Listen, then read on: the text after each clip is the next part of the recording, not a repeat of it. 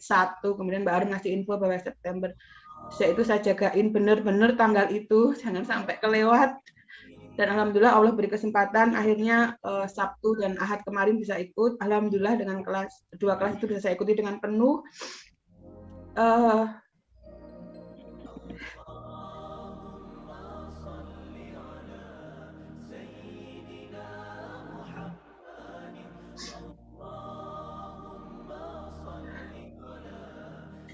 Intinya Uma ketika itu membuka kelas dengan memberikan kita analogi. Kalau kita mungkin sudah sholat dari sejak kita mungkin balik gitu ya, mungkin sudah 30 tahun, 40 tahun, tapi mungkin sholat kita itu nggak ada rasa. Dan ketika kita sholat nggak ada rasa itu, kata Uma, analoginya adalah seperti orang yang handphonenya itu kuotanya penuh, tapi nggak ada sinyal. Bapak Ibu mungkin bisa membayangkan di handphone kita ini, kita udah isi kuotanya penuh, banyak, tapi kita berada di tempat yang kebetulan nggak ada sinyal. Apa manfaat kuota yang kita punya? Kita nggak bisa mau nelpon, nggak bisa mau WA, kita butuh informasi nggak bisa googling, kita butuh melihat ke YouTube, kita nggak bisa akses. Seperti itu sholat yang nggak ada rasa, kata Uma. Jadi kalau selama ini kita udah sholat, tapi kok hidup kita masih sulit, tapi kok kita masih banyak melakukan perbuatan-perbuatan yang keji, yang mungkar. Mungkin kalau ke saya pribadi, saya sudah sholat, tapi kenapa sering ikut gibah teman? Kenapa masih sering bohong? Kenapa masih kurang taat ke suami? Kenapa masih kurang sabar ke anak-anak? Kenapa masih banyak ngeluh, padahal Allah udah kasih banyak kenikmatan? Itu karena sholat saya selama ini nggak ada rasa. Saya sholat, saya baca bacaannya, saya lakukan gerakan-gerakannya, tapi saya nggak hadirkan rasa ketika saya sholat. Jadi kuota saya penuh, tapi saya nggak bisa akses. Sehingga meskipun saya sholat, pertolongan Allah itu nggak datang. Bukan karena Allah nggak mau menolong, tapi karena saya nggak punya sinyal. Jadi dari mana pertolongan Allah mau datang? Bagaimana saya bisa mengakses YouTube, WA, dan sebagainya? Sinyalnya nggak ada. Meskipun saya mungkin sholat dari sejak saya balik, nggak pernah bolong mungkin. Tapi karena nggak ada rasa, jadi nggak connect ke Allahnya. Saya sholat seperti yang Mbak Arum sampaikan tadi. Sholat saya itu seperti seorang hamba yang mempersembahkan hanya bangkai. Jadi yang saya persembahkan ke Allah itu hanya raga saya aja. Raga saya yang takbiratul ihram, raga saya yang iktidal, yang rukuk, yang sujud, yang salam. Tapi rasanya itu nggak ada. Jadi sholat saya selama ini itu seperti itu. Makanya hati tetap terasa sempit, hati masih kurang sabar. Itu karena itu. Jadi bukan karena Allah nggak memberikan pertolongan, saya yang nggak bisa mengakses pertolongannya Allah. Karena sholat saya yang tanpa rasa. Karena meskipun kuota saya penuh, tapi sinyalnya saya nggak dapat.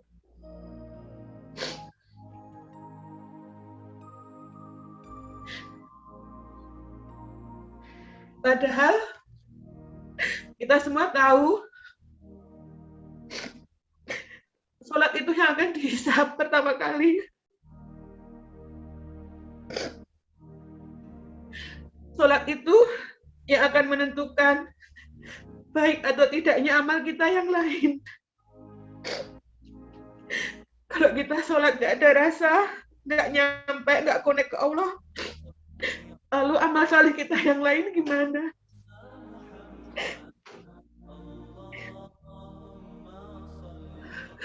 Kalau sholat kita tidak bisa menghadirkan Allah dalam hati kita, lalu zakat kita kira-kira gimana? Sedekah kita gimana? Haji kita gimana? Umrah kita gimana?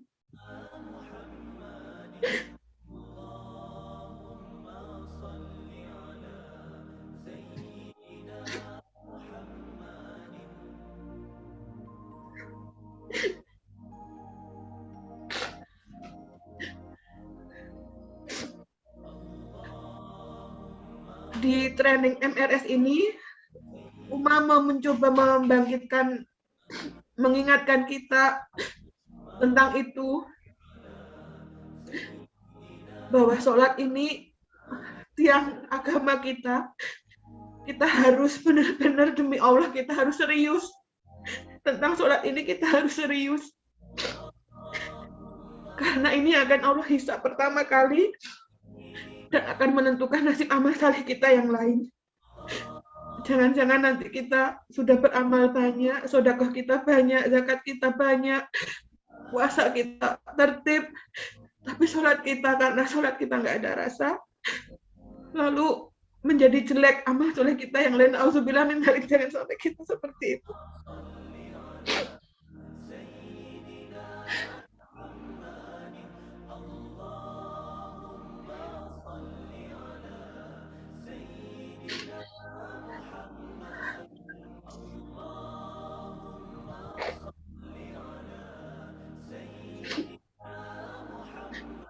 Nanti ketika teman-teman ikut trainingnya,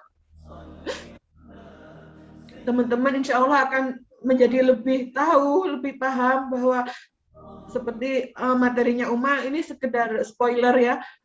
Jadi Uma akan memberitahu kita bahwa filosofi apa sih dalam ibadah sholat. Kenapa kita harus berdiri? Kenapa kita harus takbiratul ihram? Apa makna ketika kita berdiri, ketika kita angkat takbiratul ihram lalu kita sebut Allahu Akbar, itu maknanya apa? Apa makna kenapa Allah menyuruh kita setelah berdiri kita lalu ruku, apa makna ruku? Kemudian kita bangkit ke iktidal, apa maknanya iktidal? Lalu kita sujud bersungkur di hadapan Allah, apa maknanya kita sujud itu apa? Lalu Masya Allah, betapa itu tuh ada, ternyata itu tuh ada maknanya. Jadi ketika kemudian Umam membangkitkan kesadaran kita bahwa apa sih, kenapa harus sholat yang dibahas, kenapa bukan haji, kenapa bukan zakat, lalu kita akan diajak untuk tahu, diberitahu, ini loh filosofinya, kenapa kita harus berdiri, bahkan sejak kita diberitahu filosofi, sejak kita harus berwudu, Kenapa sih orang mau sholat itu harus berwudu? Apa sih sebenarnya yang Allah mau sampaikan kepada kita? Kalau mau sholat itu, kamu wudu dulu. Lalu kenapa sih wudu itu harus dimulai dengan membasuh tangan, kemudian berurutan seperti itu? Itu tuh ada maknanya gitu, dan itu nyambung. Jadi berwudu dengan sholat itu nyambung gitu. Bersuci sebelum sholat dengan sholat itu nyambung gitu, dan membangun rasa ketika sholat itu dimulai, bahkan ketika kita akan wudhu itu kita sudah bangun, kita diajak untuk mulai bagaimana menghadirkan rasa nanti ketika sholat itu, ketika sejak kita akan berwudhu itu nanti akan disampaikan oleh Uma bahwa wudhu itu maknanya adalah seperti ini. Kemudian setelah kita bersuci, sholat itu kita harus menghadap kiblat dalam kondisi pakaian dan keadaan yang bersih. Kenapa harus begitu? Kenapa harus menutup aurat? Itu semua ada maknanya. Lalu kemudian lanjut ke gerakan-gerakan sholat, mulai dari takbir berdiri, kemudian takbiratul ihram, menyebut Allahu Akbar, sampai ke salam, Masya Allah. Itu semua itu ada tujuannya, ada filosofinya yang untuk saya pribadi, saya baru tahu kemarin gitu. Dan ketika tahu, itu nanti akan menjadi modal kita untuk menghadirkan rasa, memanggil rasa itu ke dalam sholat yang kita lakukan. Saya masih jauh dari sempurna. Saya bisa mengatakan bahwa tidak kemudian setelah mengikuti kelas online selama 2 hari itu lalu sholat saya menjadi khusyuk, menjadi rasa itu lalu langsung hadir. Tidak seperti itu yang saya rasakan. Wallahu alam, mungkin teman-teman yang lain ada yang merasakan seperti itu, tapi mungkin karena keimanan saya dan pemahaman pengetahuan saya yang masih cetek dan banyaknya dosa-dosa yang saya miliki, setidak sedahsyat itu belum. Insya Allah mungkin doa saya mungkin Allah izinkan merasakan yang seperti itu segera.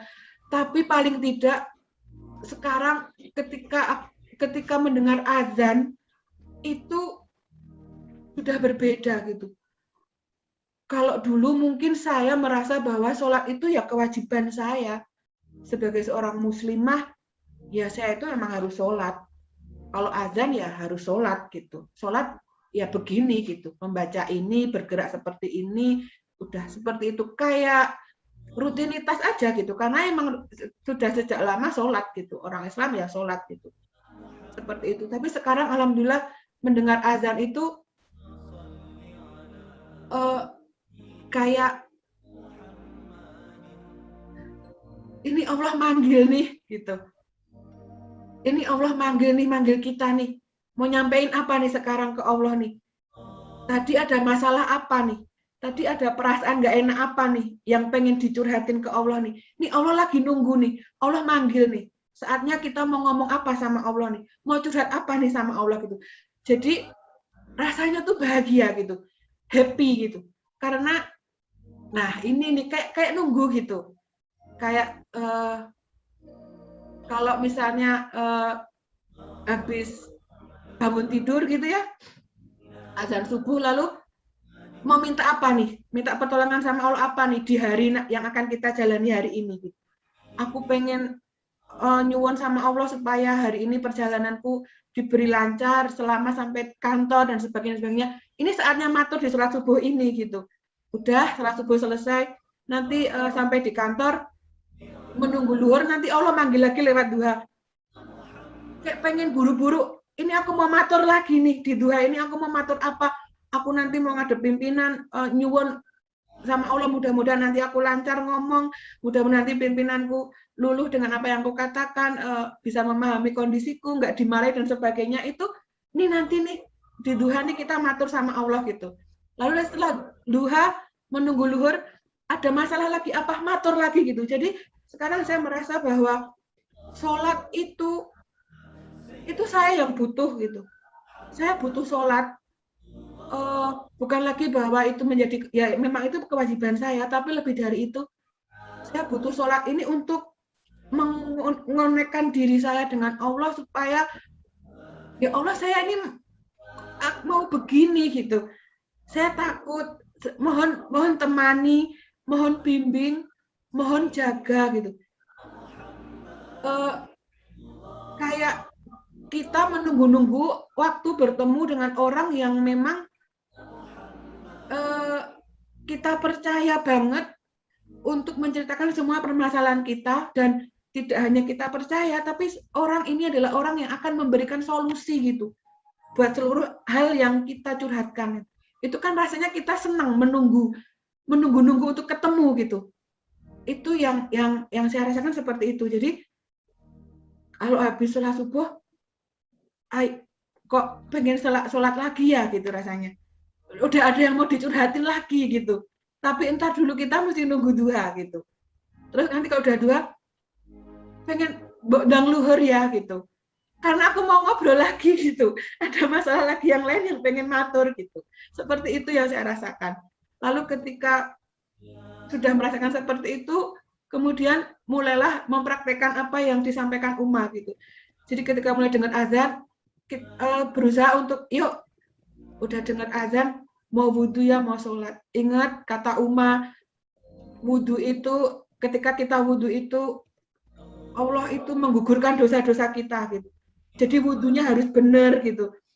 Wudhunya yang benar, karena Allah melihat, Allah menyaksikan, dan ketika kita basuh air ke tangan, ke muka, ke kaki kita, itu Allah itu menyaksikan, demi Allah, Allah itu menyaksikan, dan saat itu Allah itu menggugurkan dosa-dosa kita gitu.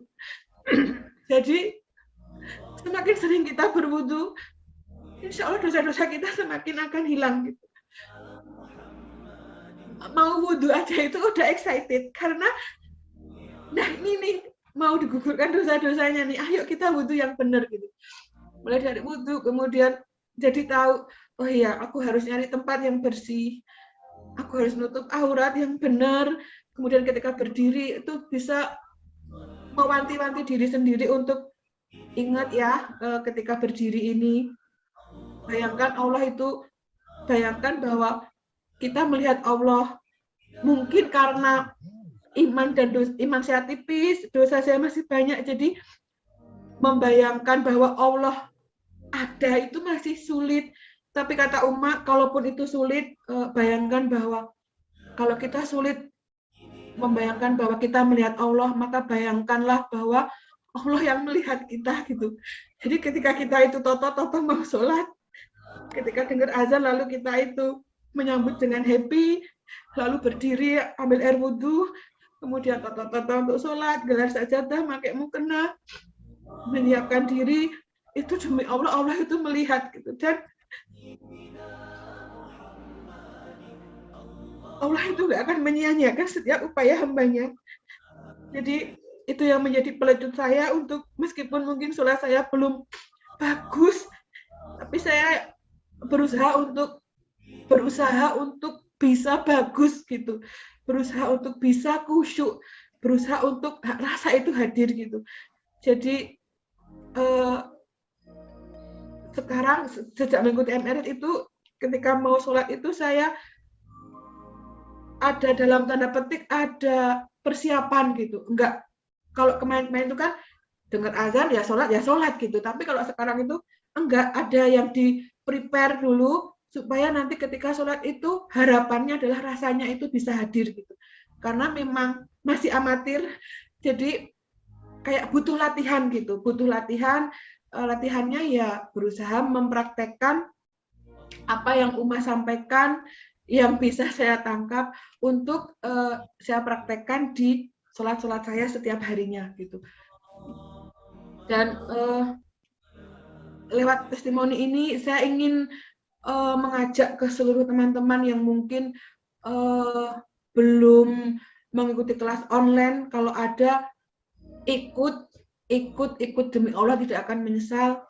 Kemudian kalau ada kelas offline-nya, semoga Allah mudahkan juga untuk bisa mengikuti. Demi Allah 750.000 itu terlalu murah bahkan kalau untuk akhirat gitu.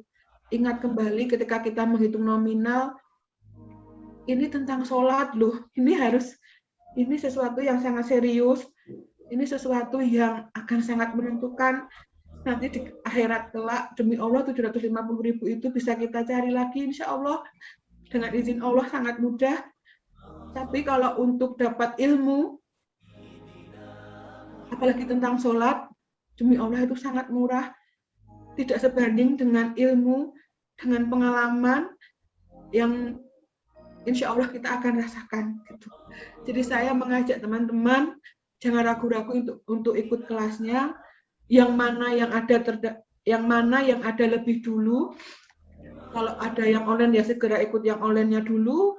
Nanti kalau ketemunya alhamdulillah yang offline dulu, ya ikut yang offline-nya dulu gitu. Seperti yang tadi Mbak Arum bilang, Ustadz Soni juga sampaikan, intinya mengikuti online juga offline-nya gitu. Insya Allah mudah-mudahan diberikan Allah kemudahan, diberikan Allah rizki, umur yang panjang dan kesempatan serta kesehatan, sehingga teman-teman semua bisa mengikuti dan memperoleh rasa dalam sholat yang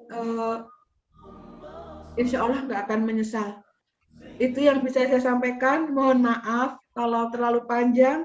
Mohon maaf kalau ada salah dan tutur kata. Wabillahi taufiq wal hidayah. Wassalamualaikum warahmatullahi wabarakatuh. Waalaikumsalam.